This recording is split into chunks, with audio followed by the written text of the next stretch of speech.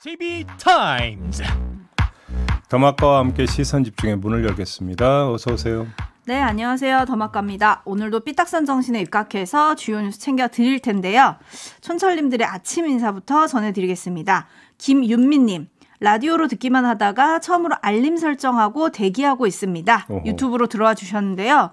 병원에 입원 중이거든요. 라고 해주셨어요. 어휴, 이분도 입원해 하셨네. 그러니까요. 요즘 왜 이렇게 입원하신 분들이 많은지 건강 잘 챙기시기 바라겠습니다. 그러게요. 윤여찬님, 오늘 뉴스도 답답하려나요, 종배님? 날도 더운데 시원하고 참신한 내용은 없나요?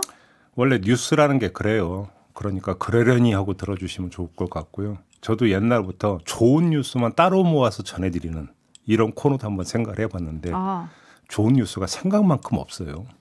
네. 뒤져보면 아시겠지만. 네, 뭐 하지만 답답한 뉴스를 또 JB타임즈에서 시원하게 해설해 드리면 되니까요. 네. JB의 역할은 그걸로 저희가 가름을 하고요. 네. KB님이 하루도 놓칠 수 없는 방송, 오늘은 댓글을 첫 입문합니다. 반겨주실 거지요? 라고 해주셨네요. 오, 처음으로 댓글을 다시는 거군요. 네, KB님 반겨주세요, JB. 네. 뭐라고 반겨드리면 될까요? 한번 얘기 좀 해보세요. 뭐라고 애정 표현에 서툴러가지고 우리 제이비가 어서 오세요, 반갑습니다. 앞으로 계속 해주세요. 그 있잖아요. 그 정도는 저도 멘트. 너무 그 의례적이라 지금 물어본 거예요. 지금 그 의례적이라. 그러니까 좀 창의적인 인사 없냐고. 아이고, 뭐 인사에 창의적인 게 어디 있겠습니까? 네. 두팔별로 환영합니다, KB님. 네, 어서 오세요. 반갑습니다. 앞으로 잘 부탁드릴게요. 이러면 되는 겁니까? 네. 5명 그거 하셔야죠. 그거 빼먹었다. 자, 5명 전파는 기본이라는 거 꼭 유념해 주시기 바라고요. 네. 네, KB님 반갑습니다. 네. 앞으로도 함께해 주시고요. 네, 아침부터 들들 볶이고 있는데요. AS 타임으로 넘어가죠. 네, 지난주 금요일 대우조선해양 파업 사태가 51일 만에 노사의 극적 협상으로 마무리됐습니다. 임금 30% 원상 회복을 주장하던 노조는 사측이 제안한 대로 임금 4.5% 인상에 합의를 했고요. 사측은 명절과 여름 휴가비 지급을 약속을 했습니다. 하지만 핵심 쟁점이었죠. 손해배상 소송 취하 문제는 합의를 하지 못했습니다. 이에 대해서 어제 대통령실 관계자는 법대로 원칙대로를 다시 한번 강조를 했는데요. 네. 하청 노조 측의 형사 책임도 더 말할 것이 없다고 했습니다. 가로와 세로 높이가 모두 1m밖에 안 되는 철골 구조물에 스스로 몸을 가두고 31일을 버틴 하청 노동자 유최한 씨가 이에 대해서 말을 한 게 있는데요. 잠깐 들어보시죠. 최저 취급 받으면 끝이라고 생각했거든요. 더 이상 떨어지지 않을 거라고 생각했어요. 근데 사대보험 떼먹히고 일은 힘들어지고 사람들은 다치고 저희 임금 30% 올라도 정규직 노동자들의 한 50% 정도 되는 임금 수준이거든요. 한 달에 200만 원 받는 생활을 2016년부터 지금까지 해오고 있어요. 800만 원 돼도 못 갚는 사람들한테 8천 원 내밀어 봤자 받을 마음이 있는 건지 다른 목적이 있는 거 아니냐. 그렇기 때문에 더 화가 나는 거예요. 네, 화가 난다고 말씀해 주셨는데 이런 손배소와 관련해서 김대기 대통령 비서실장은 정부가 관여할 사안이 아니다라고 못을 박았고요. 파업 타결에 대해서는 쉽게 편하게 타협할 수도 있었지만 편하게 타협해도 되지 않나 하는 유혹이 있었지만 힘들더라도 법과 원칙을 지키자고 해서 잘 마무리가 됐다 이렇게 얘기를 했습니다. 궁금한 건 정말 정부가 관여할 일이 아닌가라는 건데 제이비 어떻게 생각하세요? 손배소에 대해서? 네. 형식적으로 따져보면 관여할 일이 아니라고 이야기할 수가 없죠. 일단 왜 이런 말씀을 드리냐면 지금 하청업체가 손배소를 내는 것만이 아니라 원청업체인 대우조선해양도 손배소를 검토한다 이런 뉴스가 있었죠. 그게 맞다면 대우조선해양의 지배주주는 산업은행이고 산업은행은 국책은행이고 따라서 정부와 상관이 있다고 볼 수밖에 없는 것이겠죠. 이런 제한적인 측면에서는 정부가 개입을 안 할래야 안 할 수 없는 부분이 있다고 봐야 되는 것이고요. 또 한 가지는 조금 전에 유채한 씨의 어떤 말에 저는 핵심이 있다고 본 건데 받을 마음이 있는 건지 다른 목적이 있는 거 아니냐 뭐 이런 이야기를 했잖아요. 지난주에 저희가 우원식 의원하고 인터뷰 때 제가 그 질문을 드린 바가 있었는데 파업이 끝나고 나면 손해배상 청구 소송을 내요. 그런데 해서 배상받은 기업이 도대체 얼마가 되느냐라고 하는 현실 논리를 따져볼 필요가 있는 거거든요. 결국은 뭐냐면 본때를 보여준다. 라고 하는 차원에서 그러니까 이 파업 심리를 위축시키기 위해서 본때를 보여주는 차원의 손배소라고 한다면 이건 뭔가 좀 일탈되어 있는 거 아니겠습니까? 이 점도 좀 함께 좀 검토를 해 주었으면 좋겠다는 말씀도 함께 드리겠습니다. 네. 그리고 또 김대기 비서실장이 이런 말도 했어요. 화물연대 쪽에서도 파업을 좀 하는 모양인데 경제가 어렵다고 하는데 불법으로 그렇게 경제의 발목을 잡는 일은 없었으면 좋겠다 하는 그런 대통령의 메시지가 있었다라는 말도 전했는데요. 네.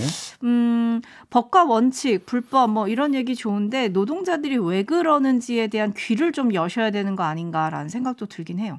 그러니까 이게 이제 그 대우조선해양 하청 노동자 파업 때 저희가 뭐 입이 부르토록 얘기를 했기 때문에 뭐 짧게만 말씀을 드리겠는데 파업까지 온 데에는 따지고 보면 조선업계, 사실은 조선업만이 아니에요. 산업 네. 전반이 그런데 원하청 문제가 있잖아요. 그렇죠. 그리고 원하청 문제라고 하는 것들이 하청이라고 하는 게 1단계 하청이 아니라 2단계, 3단계, 4단계, 5단계까지 쭉쭉쭉 내려가면서 한 단계 내려갈 때마다 임금이 깎이는 이런 아주 비합리적인 구조가 산업계에 그러니까 만연했다는 건 세상이 다 아는 일이면 그러면 법과 원칙을 이야기하면 이것부터 바로잡는 법을 한번 개정하는 것을 모색을 해봐야 되는 거 아니겠습니까? 어허.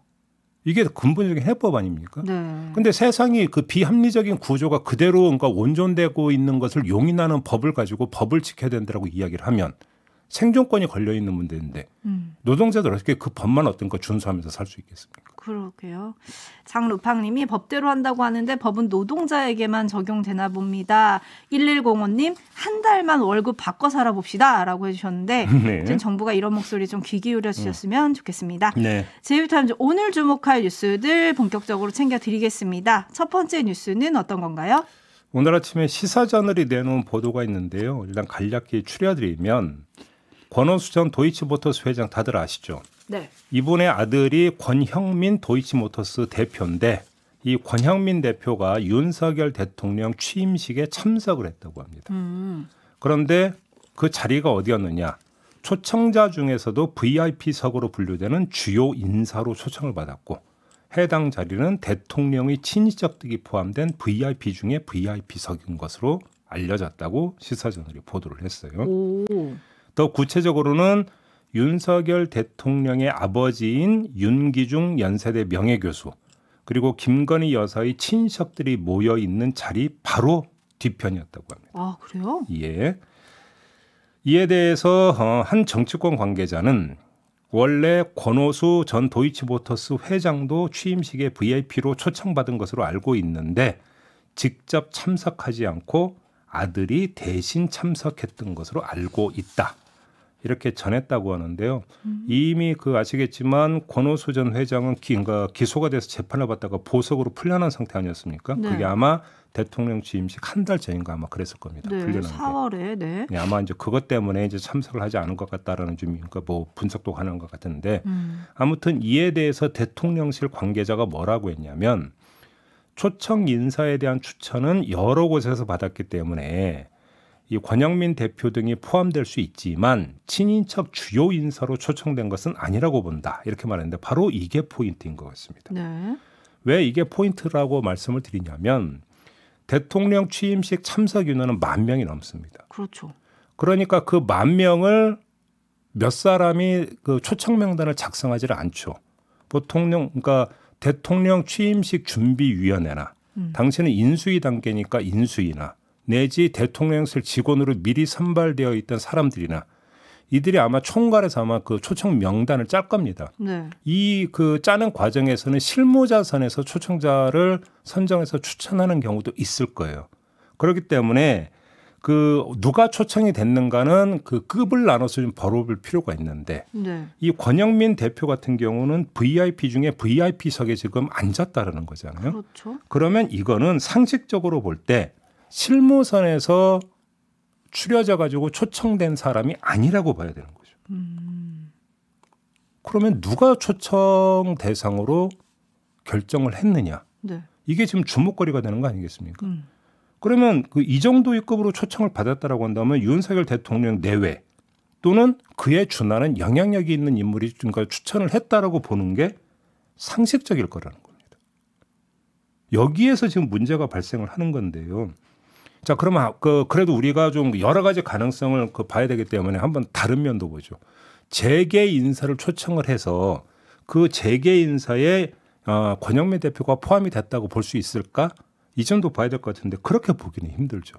왜냐하면 재계에서 도이치모터스가 차지하는 위상이나 위치나 이런 것들을 볼 때 네. 이들만 콕 찍어서 VIP 중에 VIP석에 초청을 받아야 되는 이유는 없는 거거든요. 그리고 또 재계 인사들은 다른 자리에 앉았으니까요. 그죠? 바로 그러니까요. 이렇기 때문에 이거는 뭐 재계 초청 케이스라고 보기도 힘들다. 네. 그러면 더더욱 급이 매우 높은 어느 분에 의해서 초청이 됐을 가능성을 배제할 수가 없다라고 하는 것인데 그게 누구이냐 확인이 필요하다라는 말씀을 드리는데 확인이 어려울 것 같다는 말도 함께 드려야 될 것 같습니다. 그러니까요. 취임식 준비위원회 측은 준비위가 이미 해체됐고 10,000명이 넘는 참석자에 대한 초청 주체도 각각 다르기 때문에 확인이 어렵다라고 했고 네. 대통령실 관계자 역시 명단을 확보해 확인하기는 현재로서 어렵다라고 했고 도이치모터스 측도 권 대표가 어떻게 참석했냐는 질문에 잘 모르겠다라고 답을 했기 때문에 결론은 이게 좀 확인하기는 조금 힘들어졌다. 그러니까 이전에 그 극우 유튜브 안정권 씨도 대통령 취임식에 초청받았다라고 하는 그 이야기가 전해졌을 때 그렇죠. 이때도 멘트가 거의 똑같았거든요. 확인이 어렵다라는 것이었는데 네. 이번에도 똑같지 않습니까? 이렇게 되면 누가 그러면 그 이 권영민 대표를 초청을 했는지 아마 확인이 어려울 것 같다라고 하는 점. 현실적으로 이게 현실적인 건지 표면적인 건지는 잘 모르겠습니다만. 네, 까루님이 확인이 어려운 게 아니라 안 하는 거 아닙니까?라고 해주셨는데, 네, 그것까지는 제가 잘 모르겠지만. 다만 상식적으로 추정될 수 있는 것은 다시 한번 정리해서 말씀드리면 실무자 선에서 추려진 대상은 아닐 것이다. 그 다음에 상례각에서 재계 초청 케이스라고 보기도 힘들다. 이렇게 놓고 본다면. 초청 주체가 누가 될 것인가는 그리고 매우 급이 높은 사람일 것이다. 네. 요 세 가지를 일단 상식적으로 추출할 수 있는 것 같고요. 그렇게 된다면 왜 초청했느냐라는 이야기로 그렇죠. 개인적 인연 네. 이거 외에는 사실은 설명이 어렵다라고 하는 점을 봐야 되는 거고요. 이렇게 놓고 본다면 여기서 파생되는 문제가 하나가 발생을 하는데 권오수 도이치모터스 회장은 현재 재판을 받고 있는 사람이죠. 그렇죠. 그런데 재판을 받고 있는 사람의 아들이 대통령 취임식에 VIP로 초청을 받았다라고 한다면 그다음에 이 도이치모터스 주가 조작 의혹 사건 아직 검찰이 진행되고 있어요. 수사가 다 끝난 것도 아니에요. 그렇죠. 그러면 수사나 재판에 영향을 미칠 수 있는 소지가 있느냐 없느냐 이걸 봐야 되는 거 아니겠습니까? 그 점도 후속 보도가 나오는지 지켜보도록 하겠습니다. 네. JB타임스 다음 주목할 뉴스는 어떤 건가요? 박지원 전 더불어민주당 비상대책위원장이 이재명 의원의 인천 개항을 공천은 그의 직접 요청에 의한 것이었다고 폭로를 했어요. 이재명 의원이 본인을 콜해달라고 직접 전화해서 압박을 한 부분도 있다. 호출을 안 하면 당장 손들고 나올 기세로 말해서 공천을 결정했지만 그 후 옳지 않다는 판단에 지금까지도 후회하는 부분이다. 허허. 이렇게 언론과의 인터뷰에서 이야기를 한 겁니다. 네, 좀 파장이 있는 것 같아요. 그러니까 가장 공정해야 할 공천에 대해서 이 뒤에서 힘을 행사한 게 사실이라면 그건 큰 문제라고 봐야 되겠죠. 점검할 점은 이 파장이 얼마나 커질 것이냐 그 여부 아니겠습니까? 네. 그 여부를 가리는 건 이 폭로가 단발로 끝나는지 아니면 연타로 나오는지 이거라고 봐야 될 것 같은데요. 관련해서 조응천 의원이 이런 말을 했었습니다. 비대위 시절에 박지원 위원장이 다른 안건에 대해선 저와 거의 의견을 함께했지만 유독 송영길 전 대표의 서울시장 후보 컷오프 결정 번복 그리고 이재명 고문의 공천에 대해선 비정상적으로 생각할 만큼 집요하게 집착했다. 인터뷰 기사를 보고 박 전 위원장의 사정에 대해서 이해가 됐다. 이렇게 이야기를 했는데 하지만 이건 폭로가 아니라 추정 아니겠습니까? 네. 추정이기 때문에 연타의 범주에 들어가기는 어려울 것 같은데요. 관심을 끄는 대상은 이원옥 당시 전략공천위원장입니다. 이원옥 전 위원장이 5월 3일에 저희 시선집중과 인터뷰에서 이렇게 밝힌 게 있었거든요. 한번 들어보시죠. 일단 기본 원칙은 경선이다. 자, 네. 그러면 그냥 애둘러 가지 말고 그냥 단도직입적으로 여쭤보겠는데요. 인천 계양을 있지 않습니까? 이재명 고문의 출마설이 이야기 나오고 있는데요. 혹시 그 뭐 직접적이든 간접적이든 혹시 좀 파악해 보셨습니까, 위원장님? 아직 저에게도 아니면은 비대위원장에게도 출마 의사가 있다는 말을 전해온 적은 없는 것 같습니다. 하지만 당연히 그 지역에 가능한 인물군으로는 검토를 하고 있고요. 위원회에서? 당이 전국 선거에 도움이 된다고 생각할 때는 차출도 고려하고 있습니다. 예를 들어서 참고로 말씀드리면 2011년도에 분당을 보궐선거 때 손학규 대표를 차출한 바 있거든요. 예. 기억나실 겁니다. 예, 그때 예. 손학규 대표는 우리 민주당이 한 번도 이겨보지 못했던 분당을 선거에서 승리를 하게 되고요. 그렇죠. 그 이후에 분당을 지역은 김병욱 의원이 2번 당선되면서 민주당 수성 지역으로 지금 바뀌어 있죠. 네, 이랬던 이원욱 의원이 지방선거 다음 날인 6월 2일에 페이스북에 글을 올려서 이재명 의원의 당선을 상처뿐인 영광으로 비꼬았고요. 이어서 이런 글을 남겼는데 들어주시죠. 이재명 위원장은 본인의 정치 고향인 분당 갑에서 보궐선거가 치러짐에도 이른바 안전한 지역을 찾아 계양을을 선택했다. 전략공천위원장이었던 나는 이 위원장의 당당한 선택을 유도하기 위해 과거 손학규 대표 등 험지에 출마해 선당 후사를 보여줬던 민주당 정치 지도자의 모습을 얘기했다. 열린 선택을 강조했지만 결과는 예상대로였다. 한간에서 얘기하듯 이재명 후보는 본인의 당선을 최선의 가치로 여기고 계양으로 도망갔다. 경기지사 선거의 패배를 예고한 행위였다. 강성 지지자의 요구대로 비대위는 송 후보의 경선, 이 위원장의 단수 전략 공천을 결정했다. 계양을에 준비하던 후보가 있었음에도 왜 이재명 후보가 경선 없이 단수 전략 공천되었는가? 설명은 없었다. 네, 한 달 새에 뉘앙스가 많이 바뀌지 않았습니까? 네. 여기엔 배경이 있을 것 같아요.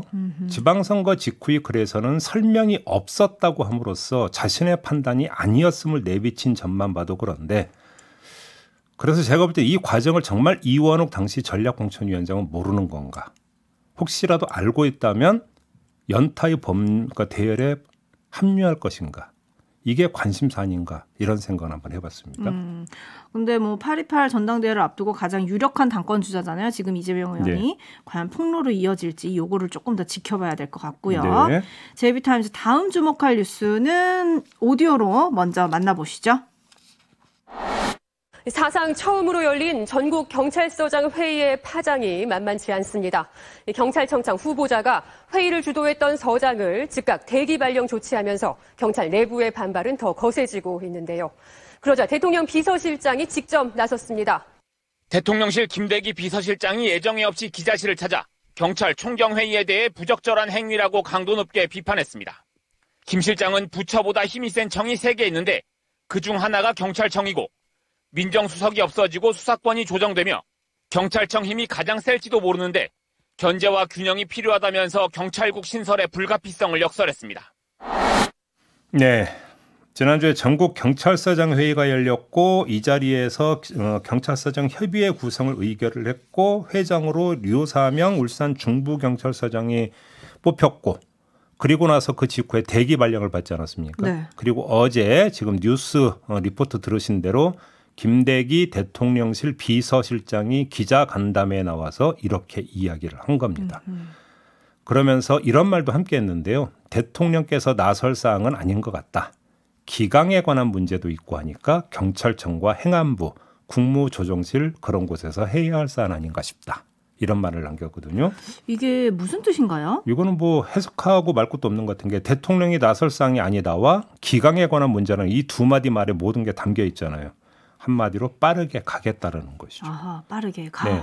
뭐 하긴 이미 뭐 차관회의 통과했고 내일 국무회의에 상정할 예정이라는 거 아니겠습니까? 네. 이 개선 방안 되돌리기도 힘들 것이다. 아마 이렇게 판단을 한 것 같은데 거꾸로 오히려 이참에 경찰서장들을 복무규정 위반으로 징계해서 본때를 보임으로써 초장의 길을 확실하게 잡겠다. 아마 이런 판단을 했을 수도 있다라는 겁니다. 따라서 주목 대상은 정부의 행보가 아닌 것 같고요. 이미 발걸음은 정해진 것 같고 주목 대상은 경찰들이라고 봐야 되겠죠. 정부의 강경 기조에 역시 강경으로 맞설 것인지 그러면 도대체 어떤 양상이 펼쳐질 것인지 바로 이 점이 주목거리 아니겠습니까? 지금 총경급에 의해서 이번엔 경감과 경위들이 또 나선다라고는 보도가 있지 않았습니까? 네, 다음 주말 전국 현장 팀장 회의를 개최하겠다라고 예고를 했더라고요. 이런 상황에서 그러면 굴하지 않고 경찰들이 각급 단위에서 이런 식으로 나서버리면 이 문제가 어디까지 그러면 좀 확전이 되는 것이냐라고 하는 게 이제 가장 중요한 체크 포인트라고 봐야 되겠죠. 네, 박은익요님이랑 동준님 등등 많은 분들이 비슷한 의견을 주고 계신데요. 부장검사, 평검사 회의는 정당하고 총경들이 모이면 부적절합니까? 조금 이율 배반 아닌가요? 이런 질문들이 지금 많이 들어오고 있습니다. 쉽게 이제 그 논리가 이런 거더라고요. 그 자제를 당부하는 지시가 있었음에도 불구하고 어겼기 때문에 복무 규정 위반이다. 네. 그런데 그럼 평검사 외에는 자제를 당부하는 지시가 없었기 때문에 복무 규정 위반이 아니라는 형식 논리가 성립이 되겠죠. 그러면 거꾸로 그럼 그럼 왜 자제를 당부하지 않았을까? 평검사 외에는 뭐 이런 이야기가 성립이 되는 거 아니겠습니까? 네. 네. 아무튼 오늘 대정부 질문에서도 관련한 질문들이 많이 나올 것 같고요. 네. 또 저희는 잠시 후에 류사명 전 서장이라고 이제 불러야 될 것 같은데요.